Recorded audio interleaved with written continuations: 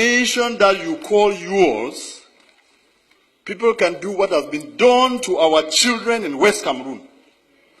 I call it West Cameroon because you will never take it out of our mouths again, because that is a territory in which we believe in freedom. To go out on the street and demonstrate is a basic right for us.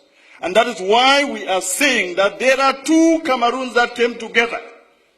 If you are telling us, like a state minister stood here last year and told us that what happened in Cameroon is like dropping a few cubes of sugar into a basin of water. Who is the sugar and who is the water? I'm asking the government bench of Cameroon, who is? That you rape our children. My brother's daughter has been raped in Boya. I swear to you, the government of this country, does the president of this country know that the governors and the DOs and all the administrators you have sent to West Cameroon are out there behaving exactly like an army of occupation? Our people have nowhere to go. We have made all the efforts. Our ancestors and our forefathers trusted you to go into a gentleman's agreement that two people who considered themselves brothers could go to live together. If this is what you show us after 55 years, then those who are saying that we should break Cameroon are right. They are correct. The people of West Cameroon cannot be your slaves. The people of West Cameroon are not, you did not conquer them in war. If this is what you are saying that we should live in, I say simply no, it will not work. How do you have an army that's supposed to protect children, step out there, beat them, and rape some? It is not heard of in any country. This is the 21st century, and anybody who does that, I cannot be willing for his government to pay the price. We will exact it on you, because you are making us believe that we went to the wrong place. What is there to say? I want the world to know and to have it on record that we have made efforts. I have sat with ministers and listened to them talk. The first one was the then Minister of Justice, Amadou Ali, 10 years ago. And I took my time, drove from Congo to Yaoundé to tell him something is brewing out there. This thing that you people are sending gendarmes to beat people up and say all of these things, there is pain in West Cameroon. And as Minister of Justice, be very careful. What happens there? And he turned around, looked at me, and told me, Mr. Wilbur, it is your people who choose to come here. He is alive. He told me. Last week, I went to see the Minister of Higher Education, Professor Famindongo, and I told him, the problems in Cameroon, the problem we have in West Cameroon, is the problem that will bring down Cameroon. If you do not handle it well, you will not know Cameroon as it is in a few months or in a few years. When people have had pent-up anger and pain, humiliation, for over 50 years, when it bursts out, you will never be able to control it. And I told him. And simply what he asked me was, qu'est-ce que vous allez faire? Because you have your army of occupation out in West Cameroon, you believe that when the people will rise, even if you took the whole of the French army and added to yours, you will never bring them down. And we have no need for that. We don't have any need for that in the 21st century. I was one of the believers in a unified Cameroon. And I want to tell this house that what has happened to those children in Boya University and in Bamenda has convinced me that the people who say Cameroon should go in two parts are correct. And there are more and more of us out there who now believe that it is the ultimate end.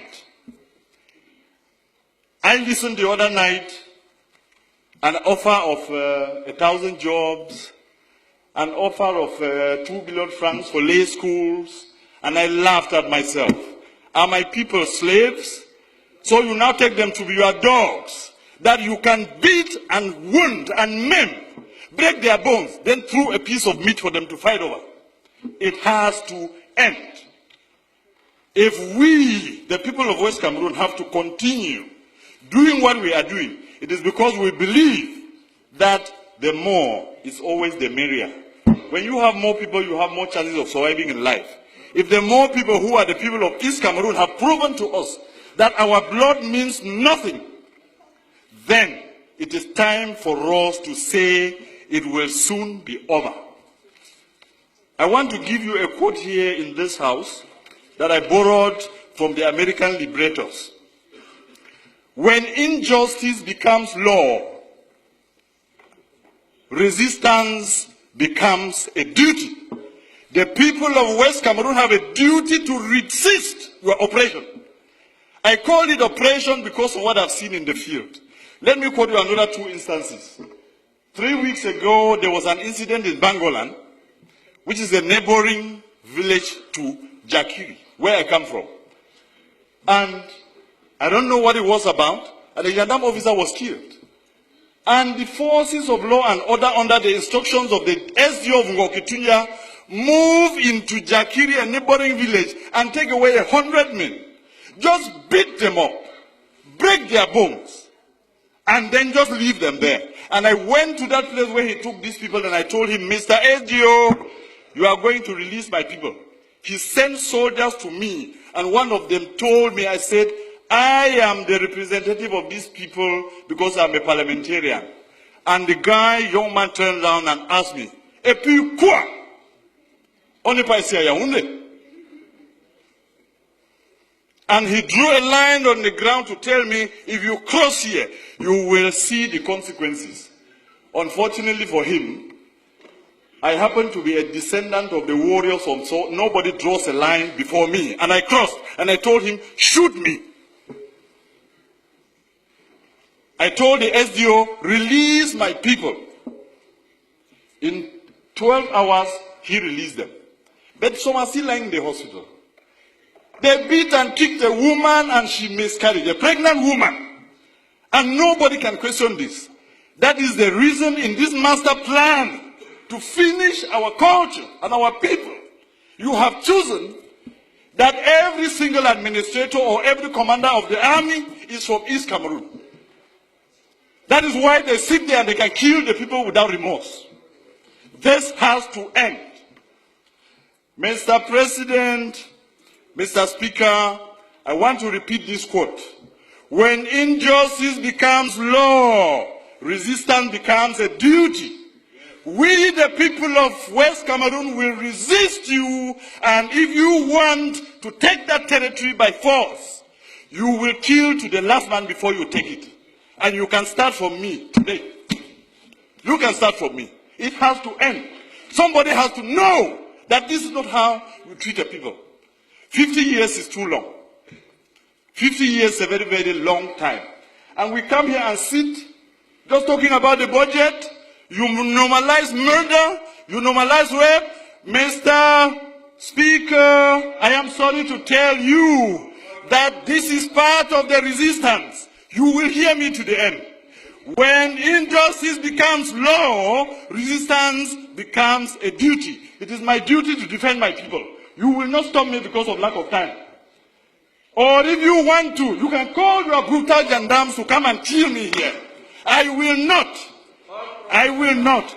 I want you to hear this, Mr. Speaker, that my people are suffering, and that the cube of sugar that was defined in this house, are you just angry, Mr. Speaker, that the person you considered your slave, a slave has risen in the master's house and is asking a question? I have. Mr. Speaker, I'm telling you, this is part of my resistance, and you will hear me to the end. Bring the brutal soldiers who raped our daughters to take me out of here. I will say it to my end. I will say it to the end. There is nothing you can do to me. I'm wondering whether His Excellency the President of the Republic knows that the governors and the DOs are behaving exactly when they are posted to West Cameroon as colonial masters. When they abuse people and insult them and do all they have done, we have to resist And we have to tell you, our people will not be brought down because we came into this union as equal partners. Yes, sir. And I am done. And I am done. And we will resist. And there is nothing you can do to stop us because this is part of our culture that we inherited. You people who fear every administrator and every ruler, we challenge our rulers, we take them to task, and that is why they are accountable. Thank you very much.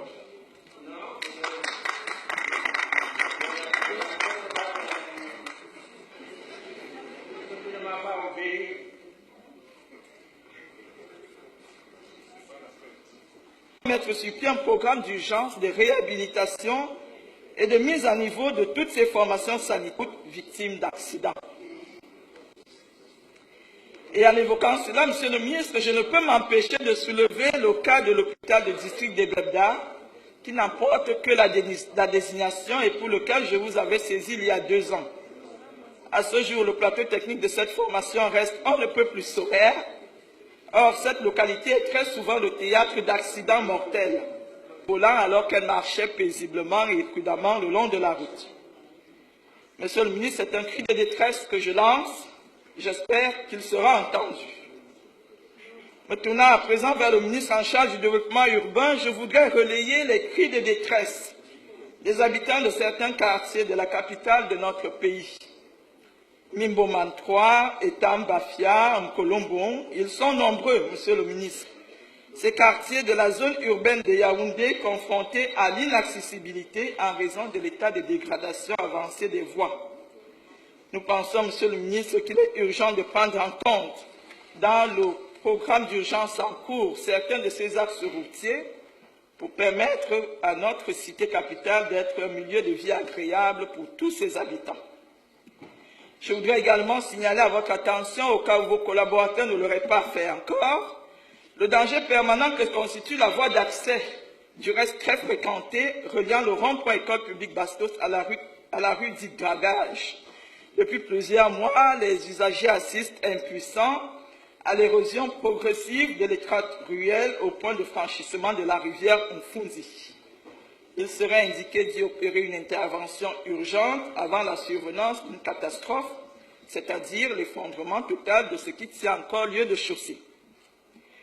Voilà quelles étaient mes préoccupations, Monsieur le très honorable Président de l'Assemblée nationale, et j'exprime d'avance mes remerciements aux membres du gouvernement pour la prise en compte de ces plaidoyers, afin que le ciel de l'émergence vers laquelle nous conduit le chef de l'État, son Excellence Paul Biya, se dévoile pour l'immense majorité de nos compatriotes. Je vous remercie.